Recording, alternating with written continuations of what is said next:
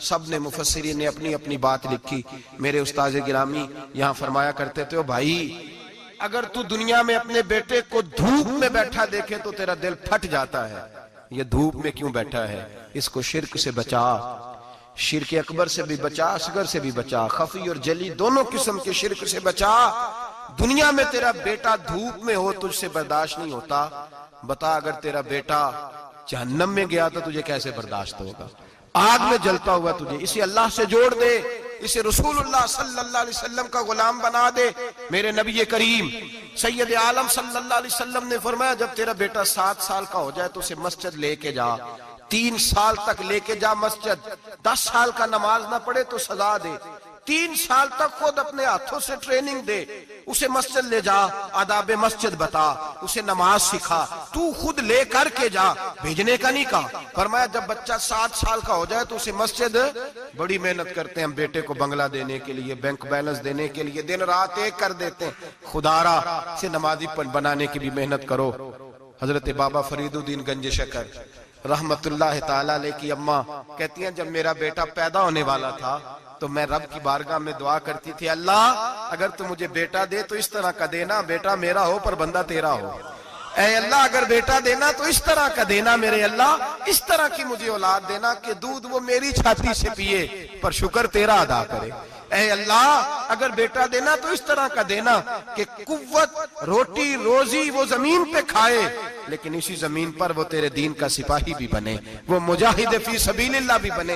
हजरत बाबा साहब कहते हैं मुझे शक्कर पसंद थी, अम्मा बड़े जतन करती है बेटे के लिए, बड़ा कुछ करती है, और बेटे रोटी टाइम पे खाना फला का। कहते मुझे शक्कर पसंद थी, मेरी अम्मा सर्दियों के ठंडे मौसम में उठ के मेरे लिए पानी भी गर्म करती, मुसल्ला भी बिछाती और फिर एक पुड़िया शक्कर की बना के मेरे मुसल्ले के नीचे भी रखती। कहती बेटा नमाज पढ़े तो अल्लाह शक्कर देता है। आप फरमाते हैं मैं रोज नमाज की 5 नमाजों के वक्त मुसल्ला उठाता तो पुड़िया शक्कर की मिलती। स्कूल और मदरसे के मैं अपने क्लास फैलों को भी कहता नमाज पढ़ो बड़ी प्यारी शक्कर मिलती है। कहते मैं रोज शक्कर खाता। एक सवेरे फजर की नमाज में अम्मा ने वुजू तो कराया, मुसल्ला भी बिछाया, पर देहात की वो सादी बीबी जिसका सारा काम भी खुलूस पे मबनी था, जो ऑक्सफोर्ड से पढ़ी हुई तो नहीं थी लेकिन आदाब ममता उसे सारे आते थे, जो किसी यूनिवर्सिटी की सनद याफ्ता तो नहीं थी लेकिन बेटे के साथ किस तरह का रवैया इख्तियार करना है ये सारा उसे पता था। कहते हैं सादी अम्मा ने सारे काम किए लेकिन शक्कर रखना भूल गई।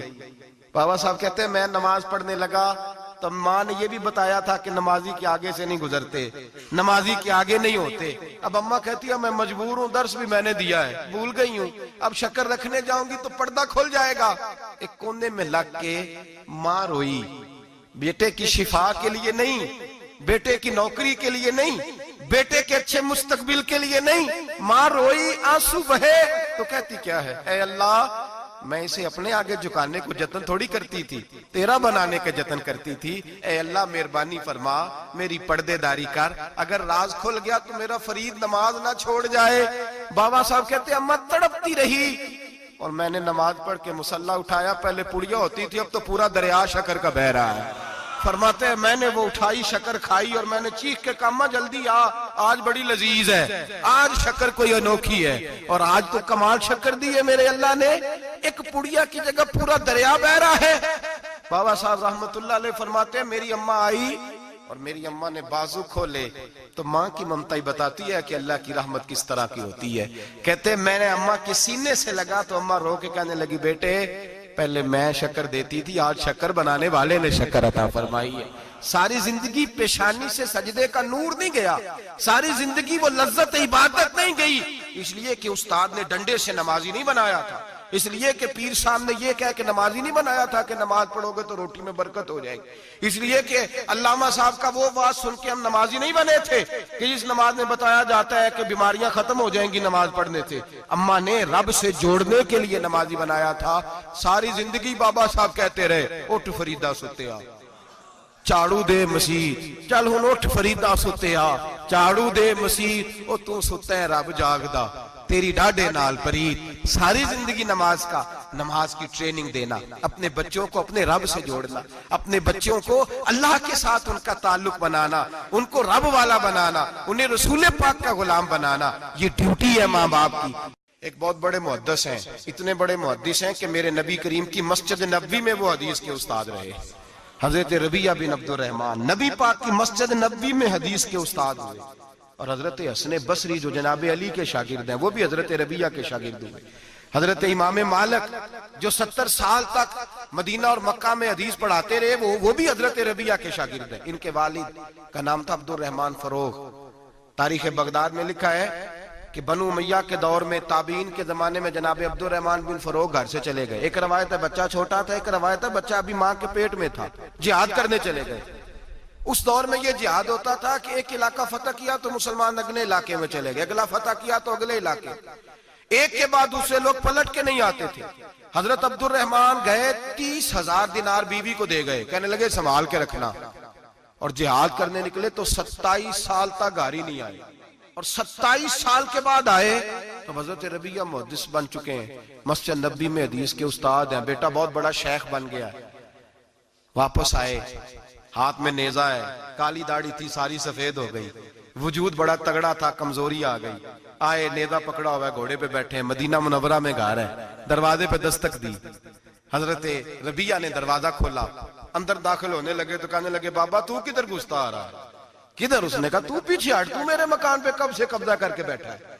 बात तेज होने लगी, आवाज थोड़ी बुजुर्गों की बुलंद होने लगी तो अंदर से जौजा ने सुन लिया।